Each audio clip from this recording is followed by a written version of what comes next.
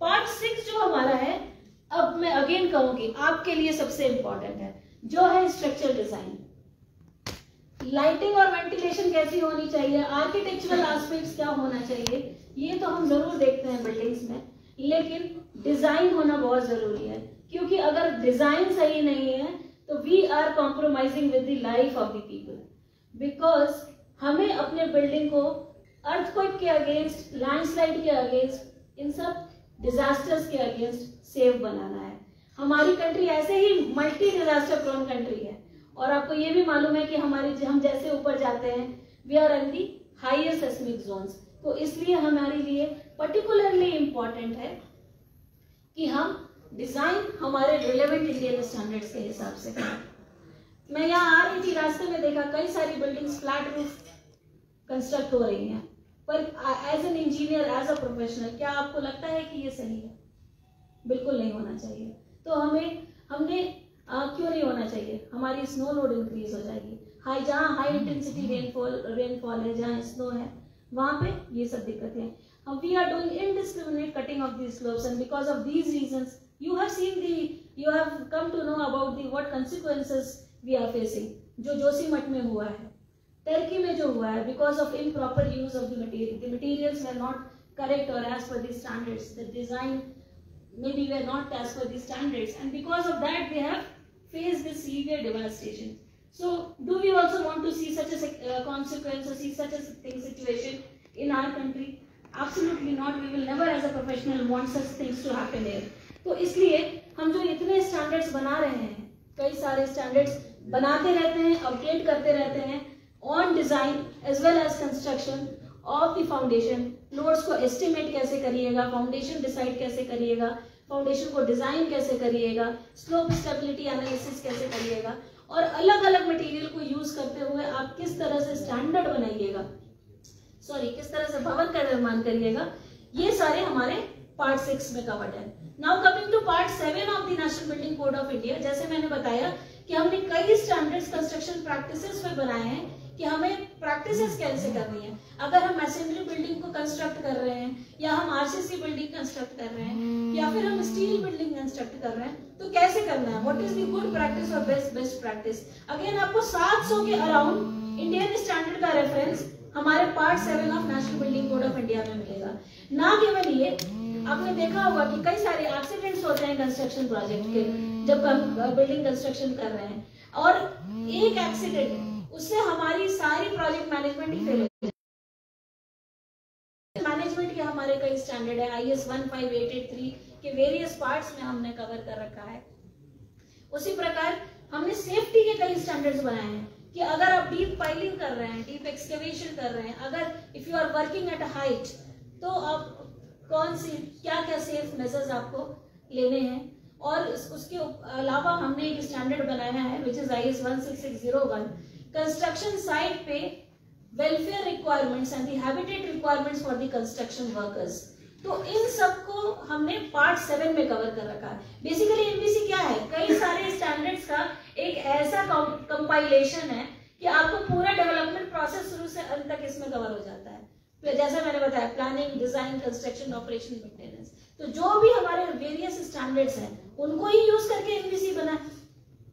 तो ये हमारी पार्ट 7 की बात थी। Now coming to part 8।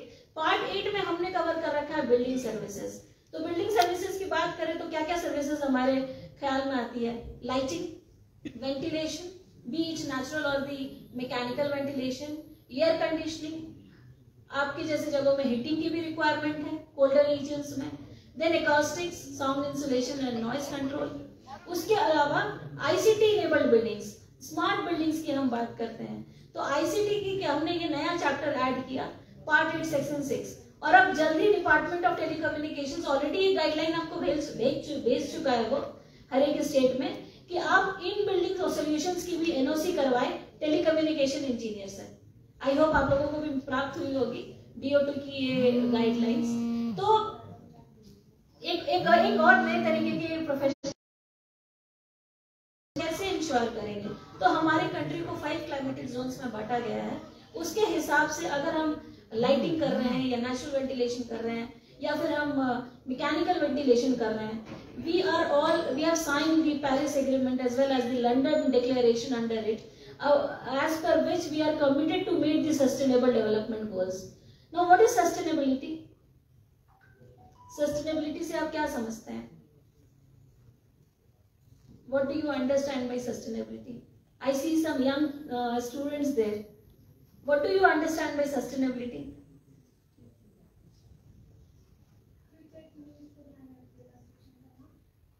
आप थोड़ा जोर से बोले और somebody can give the mic to her.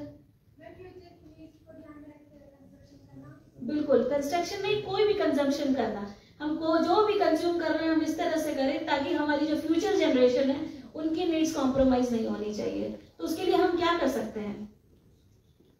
उसके लिए हमें उनके लिए हमें इन्वायरमेंट को भी प्रोटेक्ट करना है। ये जो क्लाइमेट चेंज हो रहा है, आप जो ये देख रहे हैं हीट वेव्स जो हो रहे हैं, क्या कारण है इनका? हम जो ये बिल्डिंग में रेफ्रिजरेंट्स यूज करते हैं एयर कंडीशनिंग के लिए, आपको जैसा कि मालूम होगा मॉन्ट्रियल प्रोटोकॉल के तहत हाइड्रोफ्लोरोकार्बन्स का जो फेज डाउन अभी चल रहा है, तो जो कॉमनली यूज्ड R123 जो ये रेफ्रिजरेंट्स हैं इनका फेज डाउन हो रहा है। क्यों? क्योंकि इनका ग्लोबल वार्मिंग पोटेंशियल हाई है, इनकी ओडीपी हाई है, ओजोन डिप्लेशन पोटेंशियल, यानी ओजोन लेयर को डिप्लीट करते हैं ये और ग्लोबल वार्मिंग को कॉज करते हैं ये। तो एनबीसी ने ये सुझाया है कि आपके पास और क्या ऑल्टरनेट रेफ्रिजरेंट्स हैं और क्या नेचुरल रेफ्रिजरेंट्स हैं जिनको हमें यूज करना चाहिए, और ये फेज डाउन भी हमें धीरे धीरे करना है। ना केवल ये, हमने कई सारी एनर्जी एफिशिएंट स्ट्रैटेजीज की बात की है। एनर्जी एफिशिएंट लाइटिंग, आपका इल्यूमिनेंस कैसा हो, एनबीसी आपको एक टेबल प्रोवाइड करता है on illuminance level with in the building. आप कोई काम कर रहे हैं, जिस तरह का वर्क एक्टिविटी है उसके लिए अलग अलग इल्यूमिनेंस लेवल चाहिए। तो ये इल्यूमिनेंस लेवल आप अपनी आर्टिफिशियल लाइटिंग के ऊपर डिपेंडेंस कम करिए और अपनी बिल्डिंग को ऐसे ओरिएंट करिए कि आप नेचुरल लाइटिंग का मैक्सिमम यूज करें, लेकिन आपकी जो कूलिंग लोड्स है वो इंक्रीज ना हो। इस तरह से हमें अपनी बिल्डिंग को ओरिएंट करना है। कैसे, फिर क्या करना है, ये सारी बातें हमने एनबीसी में लिखी है। हमने लिखा है एडेप्टिव थर्मल कंफर्ट के बारे में। जैसे आपके लिए, आप ऑलरेडी अकस्टम्ड है एक ज्यादा ठंड के लिए, हम दिल्ली में ऑलरेडी अकस्टम्ड है ज्यादा गर्मी के लिए, तो मे बी हमारी जो फिर रिक्वायरमेंट हो जाएगी ज्यादा ठंड करने की वो उतनी नहीं होगी, या आपकी जो ज्यादा गर्म करने की रिक्वायरमेंट है उतनी नहीं होगी, क्योंकि आप ऑलरेडी बहुत ज्यादा ठंड के लिए अडेप्टेड हैं। तो ये जो अडेप्टिव थर्मल कंफर्ट को डिजाइन करने का के हिसाब से बिल्डिंग के एचवैक सर्विसेज को डिजाइन करने का कंसेप्ट इंट्रोड्यूस किया गया कि that will again ensure energy efficiency. मैं एनर्जी एफिशिएंसी और सस्टेनेबिलिटी की बात इसलिए कर रही हूँ क्योंकि खुद हमारे पीएमओ का यह आदेश है कि हमें नेट जीरो बिल्डिंग के ऊपर काम करना है, कैसे हमें बिल्डिंग्स को नेट जीरो बनानी है। तो इसलिए हमने बिल्डिंग सर्विसेज में ये सारे प्रावधान डाले। कोई मुझे बता सकता है कि इलेक्ट्रिकल इंस्टॉलेशन किस रेगुलेशन से गवर्न होता है? इलेक्ट्रिकल जो सप्लाई है, इलेक्ट्रिकल वायरिंग और इंस्टॉलेशन है, वो किस रेगुलेशंस के तहत गवर्न होता है? तो previously it was Indian Electricity Act and the rules framed thereafter, but now it is Central Electricity Authority regulations of supply and of the electricity किया। तो ये सीई रेगुलेशंस के हिसाब से कई सारे प्रावधान आ जाते हैं कि किसी इलेक्ट्रिकल लाइन से आपकी बिल्डिंग कितनी दूर, कई सारे जो डीजी सेट्स हैं वो ऊपर रखे जाते हैं, इवन ट्रांसफार्मर भी बिल्डिंग में रख दी जाती हैं। हम खुद एक्सीडेंट को बुलावा दे रहे हैं इस तरह की कंस्ट्रक्शन और इस तरह की इंस्टॉलेशन को अलाउ करके। तो ये सारे provision relating to electrical installation हमने पार्ट 8 में कवर कर रखा है, जिसके 6 सेक्शंस हैं। और एक और भी बहुत ही महत्वपूर्ण चीज मैं हाईलाइट करना चाहूंगी on lightning protection of buildings. आपके लिए भी बहुत इंपॉर्टेंट है ये। Again lightning protection of buildings के लिए हमारा स्टैंडर्ड है IS IEC 62305, पुराना स्टैंडर्ड था 2309, और हमारे एनबीसी में thunderstorm map of India दे रखा है। Thunderstorm map of India ये बताता है कि कौन कौन सी जो हमारी सिटीज हैं वो ज्यादा प्रोन है लाइटनिंग के, थंडर के, और किस लेवल का हमें जो ज्यादा है तो उसके लिए हमें highest level of lightning protection देनी पड़ेगी। पर मैंने क्यों बोला ये इंपॉर्टेंट है, क्योंकि कोड रेस्ट्रिक्ट करता है कुछ particular type of lightning protection devices को। और दुविधा की बात और चिंता की बात यह है कि ज्यादातर गवर्नमेंट इंस्टॉलेशन में वही सिस्टम लगे हुए हैं, ESC जिसको अर्ली स्ट्रीमर इमिशन बोलते हैं, CAS बोलते हैं, DAS बोलते हैं, इस तरह के जो 3 सिस्टम्स हैं हमारा कोड स्ट्रिक्टली प्रोहिबिट करता है, क्योंकि NFPA और कोई भी इंटरनेशनल स्टैंडर्ड उसको परमिट नहीं करता।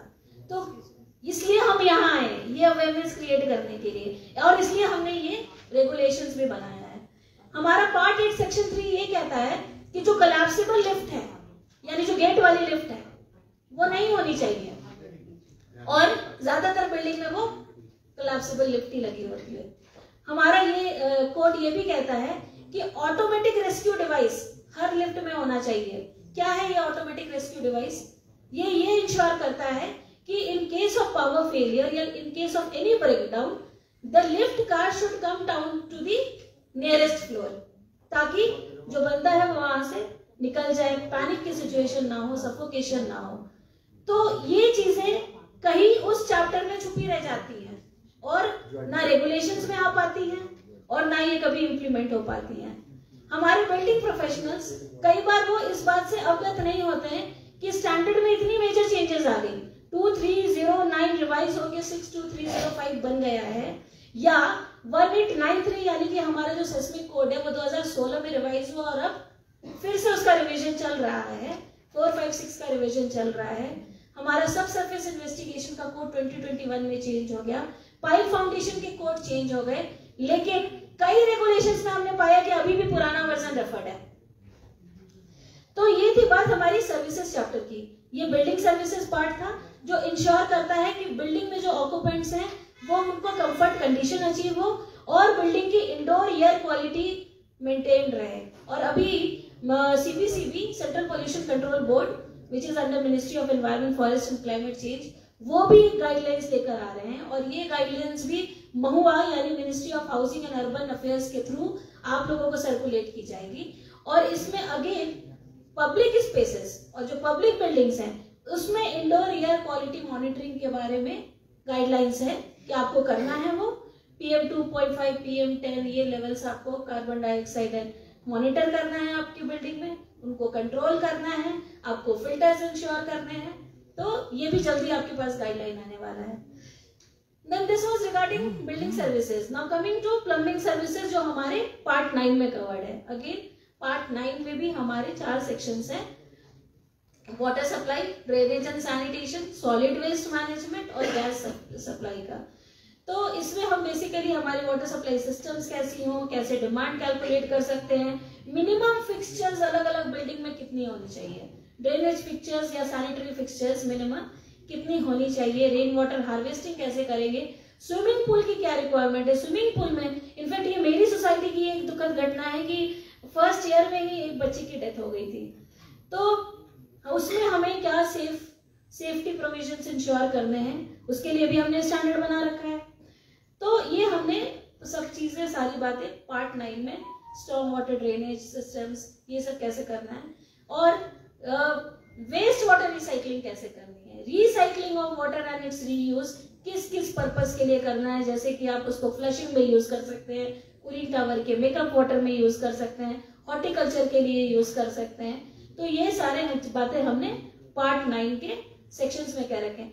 जो हमारा सेक्शन 3 है सॉलिड वेस्ट मैनेजमेंट का, वो ये बातें बताता है कि सॉलिड वेस्ट मैनेजमेंट हमें बिल्डिंग प्रेमाइसेस में कैसे करनी है, और कमर्शियल किचन वगैरह में फूड वेस्टेज होता है उसको आप कैसे डील कर सकते हो। Then it also talks about जो हमारा सेक्शन 4 है, it talks about gas supply. Gas supply चाहे वो PNG सप्लाई हो चाहे LPG सप्लाई हो, उसकी क्या सेफ इंस्टॉलेशन प्रैक्टिसेस हैं, और मेडिकल गैस सप्लाई के लिए हमारी क्या रिक्वायरमेंट है, ये बातें हमने पार्ट 9 सेक्शन 4 में कवर किया। कमिंग टू पार्ट 10 जो है हमारा सेक्शन 1 में landscape design, planning design and development cover करता है। यानी जो लैंडस्केपिंग करनी है, पेड़ पौधे लगाने हैं, ग्रीन रूफ लगाना है, ग्रीन वॉल बनाना है, किस तरह की स्पीसीज हमें कंसिडर करनी चाहिए, ये बातें हमने जो कवर करी है पार्ट 10 सेक्शन 1 में करी है। लैंडस्केप प्लान कैसे बनेगा, उसकी अप्रूवल कैसे ली जाएगी। और हमारा जो सेक्शन 2 है वो साइनेजेस के बारे में बात करता है। अब देखिए आप साइनेज क्यों इंपॉर्टेंट है। एक तो अनलॉफुल साइनेज नहीं होना चाहिए, दूसरा साइनेज प्रॉपर एक्सेसिबल होना चाहिए, थर्डली ये कि उसके वजह से भी कोई कैजुअलिटी नहीं होनी चाहिए, वो भी एक सेफली इंस्टॉल्ड साइनेज होना चाहिए। कई बार पूरा का पूरा बिल्डिंग फसाड साइनेज से भर देते हैं, that is not permitted as per the codes. तो कई अथॉरिटीज ने ऑलरेडी साइनेज परमिट का प्रावधान रखा हुआ है कि आपको साइनेज के लिए भी परमिट लेना। तो इस तरह की जो हमने बातें हैं हमने पार्ट 10 सेक्शन 2 में कहा हुआ है। Now coming to section 11, part 11, which is approach to sustainability. Why it is approach to sustainability? In our standard, in our code, we have not talked about any rating system. Although आप जानते होंगे कि कई सारी ऐसे organisation है जैसे कि लीड है और IGBC है या टेरी की गृह रेटिंग होती है बिल्डिंग की, जो उसकी सस्टेनेबिलिटी के बेसिस पे उसको रेट करते हैं। हमारा स्टैंडर्ड ये कहता है कि ये बड़ा ही सब्जेक्टिव सब्जेक्ट है। अगर आप बैम्बू यूज कर रहे हैं किसी नॉर्थ ईस्ट रीजन में तो ये जरूर सस्टेनेबल है। अगर गुजरात और राजस्थान में लेकर जाएंगे तो क्या वो सस्टेनेबल होगा? उसी प्रकार फ्लाई ऐश किसी थर्मल पावर प्लांट के विसिनिटी में आप यूज कर रहे हैं तो it is yes sustainable, but अगर आप उसको कई किलोमीटर तक उसको ट्रांसपोर्ट करेंगे तो क्या आप उसको फिर भी सस्टेनेबल कहेंगे? तो हमने यहाँ क्या कहा है, एक चैप्टर में हमने एक अप्रोच दी है कि ये तरीके हैं जिसके थ्रू आप सस्टेनेबिलिटी इंश्योर कर सकते हैं। जब हम सस्टेनेबिलिटी की बात करें तो सबसे पहले तो आप उसको साइटिंग कैसे करेंगे,